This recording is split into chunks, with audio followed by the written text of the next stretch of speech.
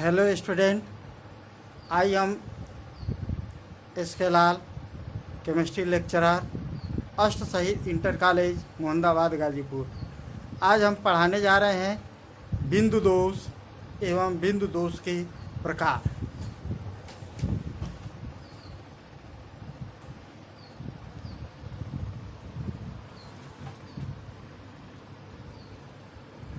ये देखिए बिंदु दोष है।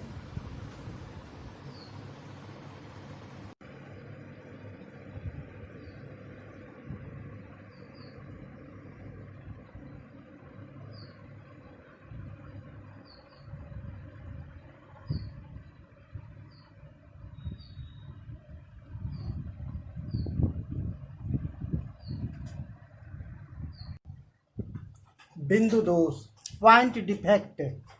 एक क्रिस्टलीय पदार्थ में एक बिंदु अथवा एक परमाणु के चारों ओर की आदर्श व्यवस्था में अनियमितताएं अथवा विचलन बिंदु दोष कहलाता है।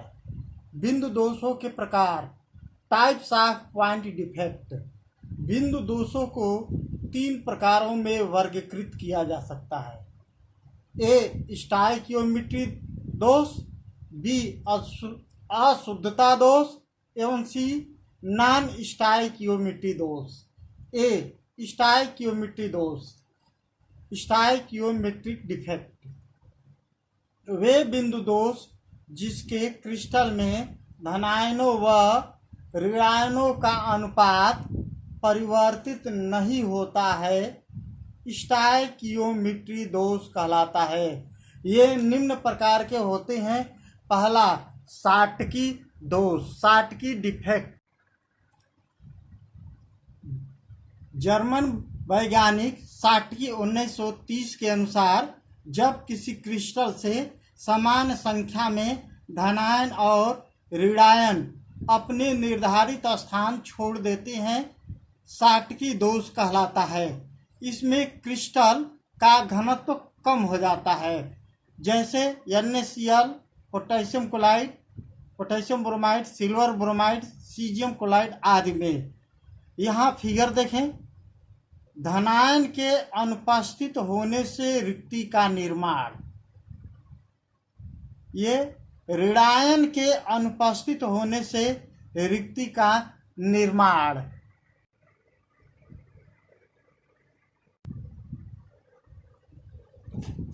ए प्लस की जगह पर धनायन, अर्थात इसके जगह पर सोडियम, पोटेशियम, सिल्वर या सीजियम हो गए।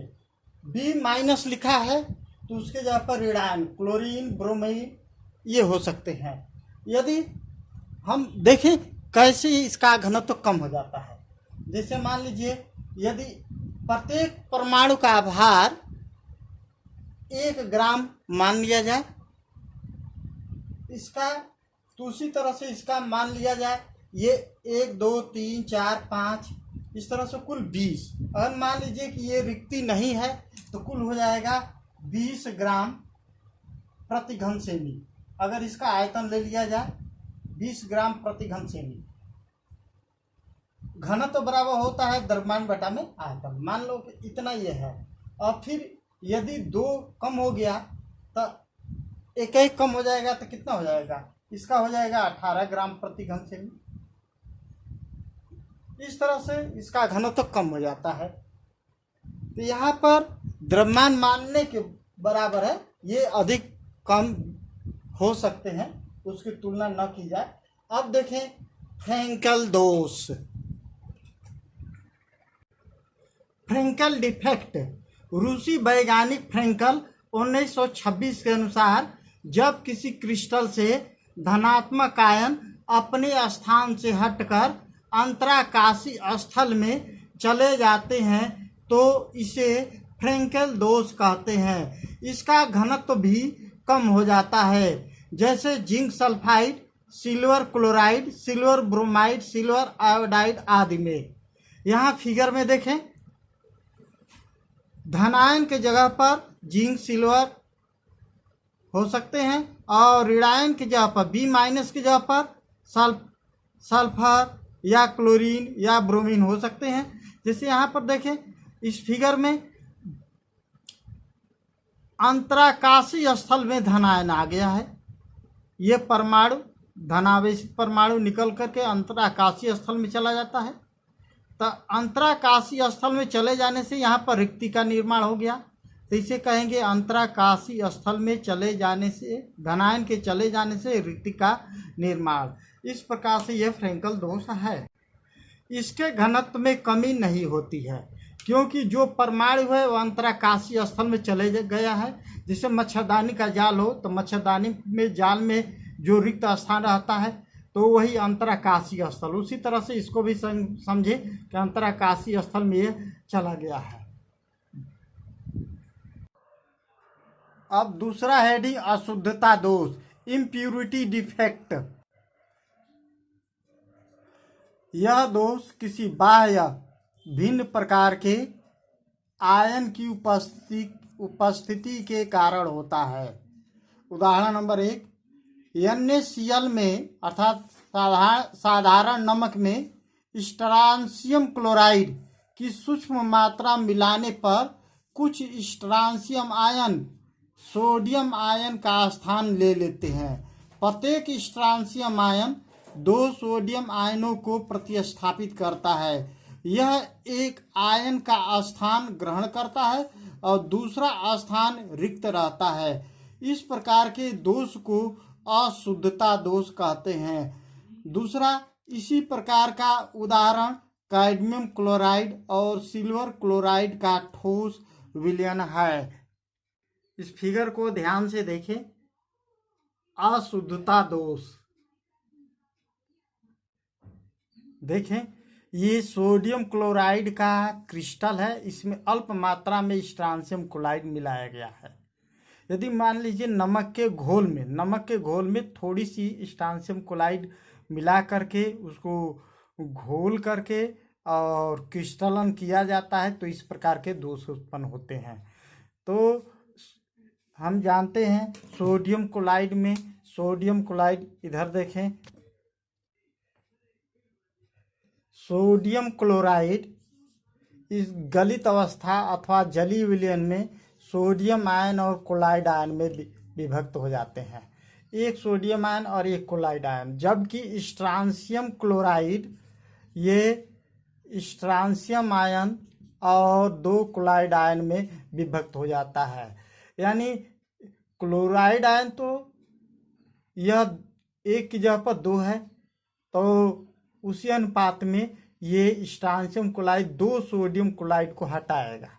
तो क्लोराइड आयन तो ठीक है, लेकिन स्ट्रांशियम आयन 2 सोडियम आयन को हटा दे रहा है। तो ये इस फिगर में देखें, स्ट्रांशियम आयन 2 सोडियम आयन को हटा दे रहा है और 1 सोडियम आयन के स्थान पर स्थापित हो जा रहा है और दूसरा रिक्त रहता है। इसलिए इसे कहते हैं स्ट्रांशियम आयन का सोडियम आयन के स्थान पर स्थापित होना, और इसको रिक्त स्थान को कहेंगे एक स्ट्रांशियम आयन के आने से एक रिक्ति का निर्माण। अतः उत्पन्न रिक्तियों की संख्या बराबर स्ट्रांशियम क्लोराइड SCrCl2 की संख्या की मात्रा यानी मोलों की संख्या। सोडियम क्लोराइड में Na+ के SR स्ट्रांशियम 2+ द्वारा प्रतिस्थापन से धनायन रिक्ति का उत्पन्न होना। अब पढ़ेंगे तीसरा नॉन स्टाइकियोमेट्री दोष, नॉन स्टाइकियोमेट्रिक डिफेक्ट। वे बिंदु दोष जिसके क्रिस्टल में धनायनों व ऋणायनों का अनुपात परिवर्तित हो जाता है, नॉन स्टाइकियोमेट्री दोष कहलाता है। ये निम्न प्रकार के होते हैं। पहला धातु आधिक्य दोष एवं दूसरा धातु न्यूनता दोष।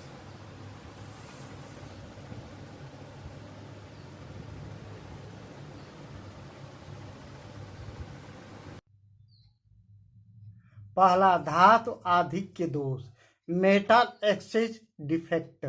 वे क्रिस्टल जिनमें से कोई ऋणायन अनुपस्थित हो जाता है तथा धातु की विद्युत उदासीनता बनाए रखने के लिए उनमें एक इलेक्ट्रॉन समावेशित हो जाता है। इस प्रकार के दोष को धातु आधिक्य दोष कहते हैं, जैसे sodium chloride, potassium chloride, lithium chloride आदि में। यहाँ फिगर देखें, फिगर में सोडियम आयन, पोटेशियम आयन और लिथियम, इसके जगह पर A+ लिखा गया है तथा Cl के जगह पर B- लिखा गया है। यहाँ देखें, इसमें ऋणायन अनुपस्थित हो गया है, तो धातु की विद्युत उदासीनता बनाए रखने के लिए उसमें एक इलेक्ट्रॉन समावेशित हो गया है। ऋणायन के अनुपस्थित होने से एक इलेक्ट्रॉन का समावेशित होना। तो इसमें अगर ध्यान से A को धातु माने और B को अधातु, तो ये बड़े छोटे क्रिस्टल हो सकते हैं। अगर मान लीजिए इतना ही में लिया जाए तो धातुओं की संख्या गिन लें और अधातुओं की संख्या गिन लें, तो यहाँ पर देखें धातु अधिक हो जाएंगे और अधातु कम हो जाएंगे, इसलिए इसे हम कहेंगे धातु आधिक्य दोष, यानी मेटल एक्सेस डिफेक्ट। दूसरा हेडिंग देखें, धातु न्यूनता दोष, मेटल डेफिशिएंसी डिफेक्ट। जब किसी क्रिस्टल से एक धनायन अनुपस्थित हो जाता है तो धातु की विद्युत उदासीनता बनाए रखने के लिए एक परमाणु उच्च ऑक्सीकरण अवस्था में आ जाता है। इस प्रकार के दोष को धातु न्यूनता दोष कहते हैं। इसका घनत्व भी कम हो जाता है, जैसे ferrous oxide, ferrous sulphide, nickel oxide इत्यादि में। इस फिगर को ध्यान से देखें, इसमें धनायन के अनुपस्थित होने से ये रिक्ति का निर्माण है और धनायनों की संख्या गिन लें और ऋणायनों की संख्या गिन लें। धनावेशित और ऋणायन, धनायनों और ऋणायनों की संख्या का अनुपात बराबर होना चाहिए, इसलिए यहाँ पर A2+ है, यानी ये उच्च ऑक्सीकरण अवस्था में आ गया है। तो अगर देखा जाए कि A धातु है और B अधातु, तो धातु और अधातु की संख्या इस क्रिस्टल में गिन लें। क्रिस्टल छोटा बड़ा हो सकता है, लेकिन फिर भी जो बनाया गया है इस क्रिस्टल में, धातुओं की संख्या गिन लें और अधातुओं की संख्या गिन लें, तो देखें इसमें धातुओं की संख्या कम हो गई है, इसलिए इसे धातु न्यूनता दोष कहते हैं। इन सभी बिंदु दोष यानी बिंदु दोष एवं बिंदु प्रकार के टाइप ऑफ पॉइंट डिफेक्ट्स यानी बिंदु दोषों के प्रकार देखा जाए, अगर ध्यान से पढ़ा जाए, फिगर भी बनाया जाए, तो बढ़िया ढंग से समझ में आ जाती है। इस तरह प्यारे बच्चों, इसको बढ़िया से फिगर बनाएं और ध्यान से पढ़ें। थैंक्स।